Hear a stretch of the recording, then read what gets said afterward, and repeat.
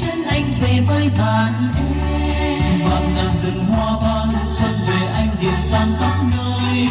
Dự án này đã về với quê hương mình, dân bản mừng vui. Về nằm cổ quê anh men rượu thơm nồng say tất thây, cùng cất lên tiếng đàn hát câu in là vui điều xe hoa. Nhạc rừng rộn ràng ngân vang theo bước chân cùng em xây đời. Bản nhạc đẹp giàu no ấm mây cảm ơn đảng bao chi đường. Tiếng Việt nào là anh em ngày năm nay cùng nhau đoàn kết. Anh giữa núi sông biên cương xây đắp hai quê mình đẹp thế. Điều xe rộn ràng vang lên theo bước chân cùng chung nhịp đàn. Rượu cần ngọt ngào môi ai ánh mắt trao gửi bao lời hẹn. Nụ hồng còn nở trên môi sao xuyến cho lòng anh nhớ mãi. Ta hát khúc ca yêu thương cây bắc nay xuân về đẹp thêm. Ta hát khúc ca yêu thương cho quê hương lòng bồ mùa xuân. Điều xe rộn ràng vang lên theo bước chân cùng chung nhịp đàn. Rượu cần ngọt ngào môi ai ánh mắt trao gửi bao lời hẹn. Nụ hồng còn nở trên môi sao xuyến cho lòng anh nhớ mãi. Ta hát khúc ca yêu thương cây bắc nay xuân về đẹp thêm. Ta hát khúc ca yêu thương cho quê hương lòng bồ mùa xuân. Ta hát khúc ca yêu thương cho quê hương lòng bồ mùa xuân.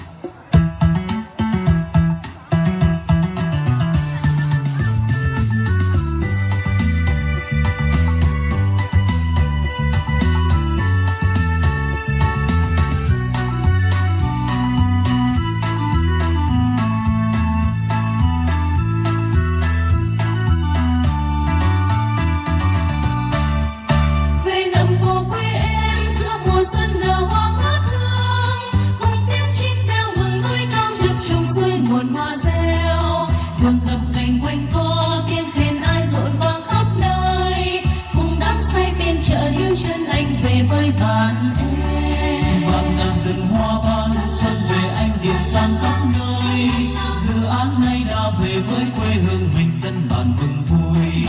Về nằm cổ quê anh men rượu thơm nồng say tất thây, cùng cất lên tiếng đàn hát câu in là vui điều xe hoa.